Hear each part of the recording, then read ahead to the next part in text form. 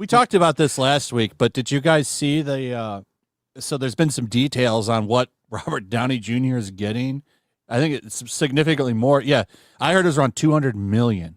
Yeah, he's That's got a what I've been back-end reading. deal. He's a producer as well. He's probably going to get box office cut, I think. I don't know if they've said that, but I guarantee you he's going to get a box office cut. Now, this man took them to the cleaners. I was told... Go ahead, Mike. Sorry. No, I was just going to say, he took them to the cleaners. It was genius. Like, they need him to... Like, they needed him, and so he probably was like, yeah, man, just make it worth my while. This is so stupid. We talked about this last week, but Script Doctor was telling me how this is set up. So Deadpool and Wolverine is the first MCU movie outside of Sony to have outside producers involved in the film. Like Ryan Reynolds' production company has a piece of the Deadpool and Wolverine movie. Yeah. I was told that Robert Downey Jr.'s production company will have a piece of these upcoming Avenger movies like that. So it'll be the second time that's ever happened. So that's part of his deal. So he probably came in and said, I want the Ryan Reynolds deal and I want this much per movie plus maybe back that's end the way of them getting stuff. around the DEI stuff then too. If Could it's be. another production company involved. Yeah. I mean, that's that Maximum Effort or whatever it's called production company that's on the logo at the end of the movie. That's Ryan's company, I believe. Yeah. Yep. Yeah. I mean, that could be the way to do it is, hire people that, what does he need a trailer park for on set? Trailer encampment. What is he bringing his fucking... Yeah, it basically becomes a home. Like, I mean, you get like your nice trailers and stuff like that. But if you do that, you bring your entire crew, you bring all the people you want there. It basically is like a house. If you have a, one of your frou-frou Hollywood dogs, the dog has its own trailer, It's just basically almost like Flex. Like I have everything that I could ever want on the set right now. And I don't feel any inconvenience whatsoever. It's kind of nuts.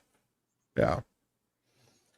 I got a couple $20 super chats. Let me read these off. Hayden75 for 20 says Deadpool and Wolverine is the best Marvel movie since Infinity War. 8 out of 10.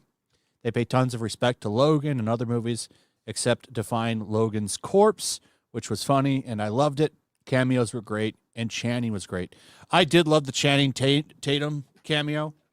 Yeah. Well, actually, it wasn't even really cameo. He's in it for a little while, but like that whole, I love that they play, because I remember all of those rumors about that Gambit movie and him being. Well, it wasn't even a rumor; it was announced. Yeah, he was hired and paid and everything. Yeah.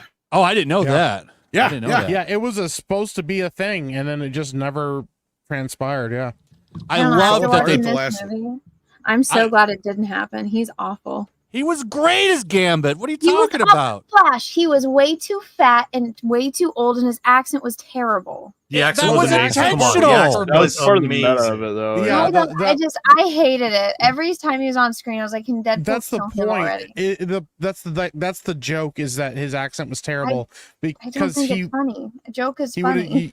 It's funny if you know the history of him and that character. Yeah, I got a hope I do know the history. I remember that was at the height of his career when he was like, what was that before or after Magic Mike?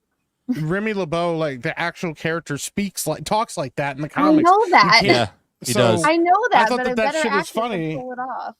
No, I don't think any actor could pull it off. I think that's the kind of the point was they're like, the idea is silly that people want such accuracy.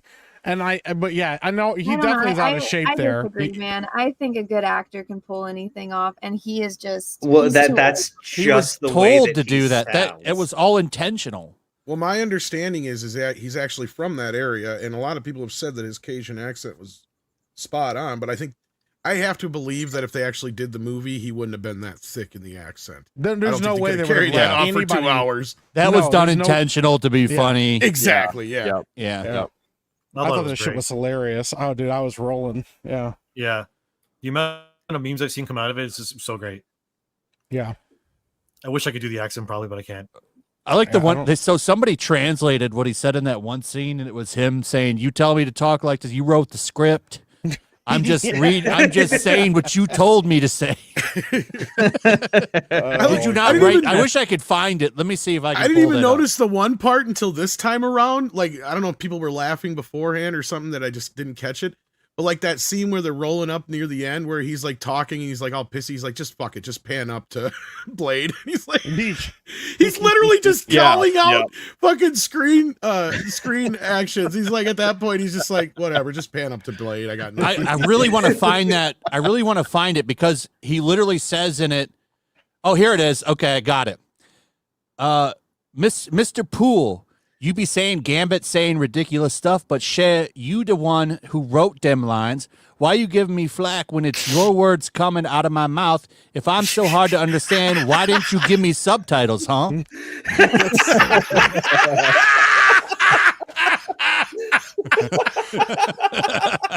That's pretty. That's fucking great. That's perfect. I don't know. I don't think it's funny. Oh wait, there's more. There's more. Okay. If I'm so hard to understand, why don't you give me subtitles, huh? Lord have mercy. Remy LeBeau just trying to do this part. You complaining, but you the writer, Mr. Pooh. Oh, Lord, that's rich.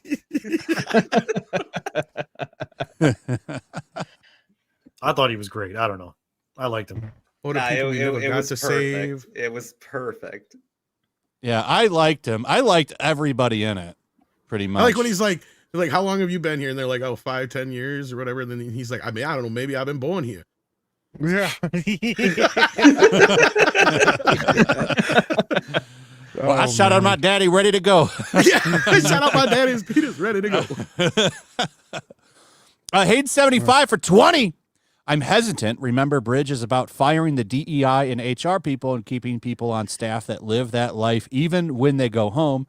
I don't think we should believe Marvel getting rid of people is a good sign. It's deep.